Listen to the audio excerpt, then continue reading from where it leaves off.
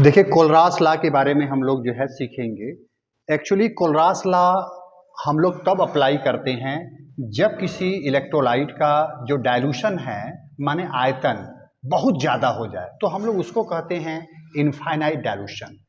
जैसे यदि एक इलेक्ट्रोलाइट है AB और इस इलेक्ट्रोलाइट का डाइल्यूशन बहुत ज़्यादा हो जाए, मतलब इसका आयतन कह सकते हैं बहुत ज़्यादा हो जाए, तो ऐसे केस में उसके सॉल्यूशन में A+ प्रेजेंट होगा और B- प्रेजेंट होगा। तो उस इनफाइनाइट डाइल्यूशन में जो AB है उसकी जो है मोलर जो कंडक्टिविटी है या इक्विवेलेंट कंडक्टिविटी को डिटरमाइन करने के लिए हम लोग कोलरास लॉ का यूज करते हैं।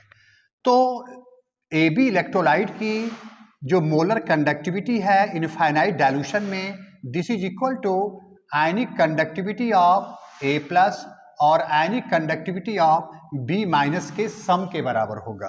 क्या किसी भी इलेक्ट्रोलाइट की विद्युत अपघट्ट की इनफाइनाइट डाइल्यूशन में अनंत तनुता में जो मोलर चालकता है उसमें उपस्थित धनायन और ऋणायन मतलब केटायन और एनायन की कंडक्टिविटी के सम के बराबर होता है, और ये तब होगा जब उस इलेक्ट्रोलाइट में केटायन और एनायन का मोलर रेशियो 1:1 हो।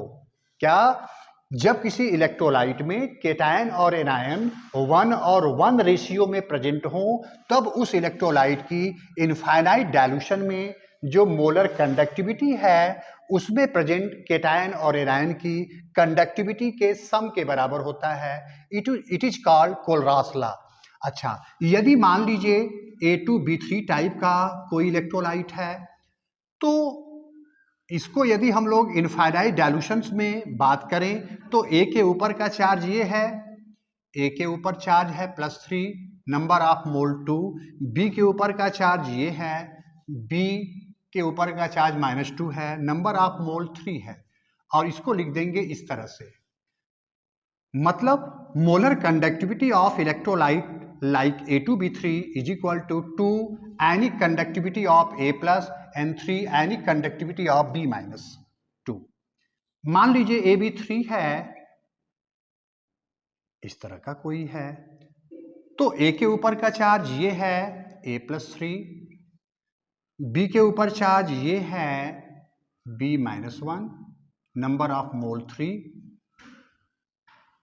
मतलब AB3 टाइप के इलेक्ट्रोलाइट का जो मोलर कंडक्टिविटी है इनफाइनाइट डाइल्यूशन में उसको हम लोग इस तरह से एक्सप्लेन करेंगे। मान लीजिए A3B टाइप का इलेक्ट्रोलाइट है, इसको क्या लिखेंगे, A के ऊपर का चार्ज यहां है +1 नंबर ऑफ मोल 3, B के ऊपर का चार्ज ये है। तो इस तरह से हम लोग कोलरास लॉ का इक्वेशंस जो है एक्सप्लेन करते हैं। अब इसके बाद ये कितना परसेंट जो है अपने आयन में डिसोसिएट्स हुआ वो उसकी डिग्री ऑफ डिसोसिएशन होती है। Degree of dissociation this is equal to lambda CM by lambda naught m, lambda CM by lambda naught m.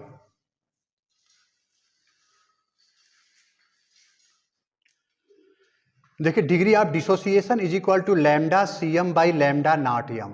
इस लैम्डा CM को बोलते हैं molar conductivity of any electrolyte for any concentration, मतलब molar conductivity of electrolyte at any concentration, और lambda naught m molar conductivity of electrolyte at infinite dilution.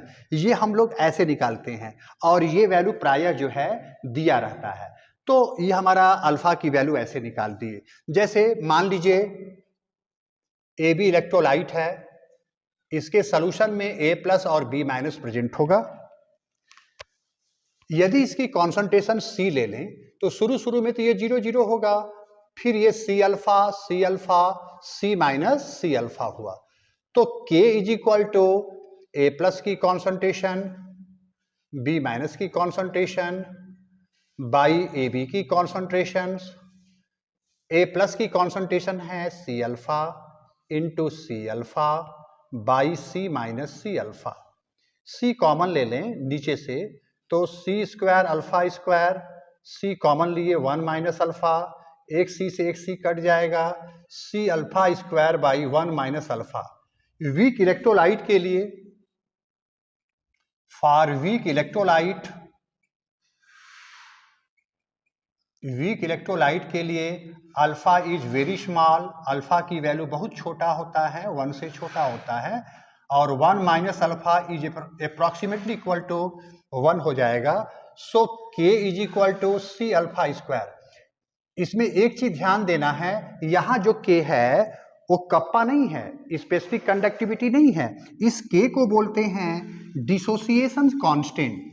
यहां पर ये जो के है डिसोसिएशन कांस्टेंट है, तो dissociation constant is equal to C alpha square, और इस अल्फा की वैल्यू हम लोग इस फार्मूले से निकालेंगे।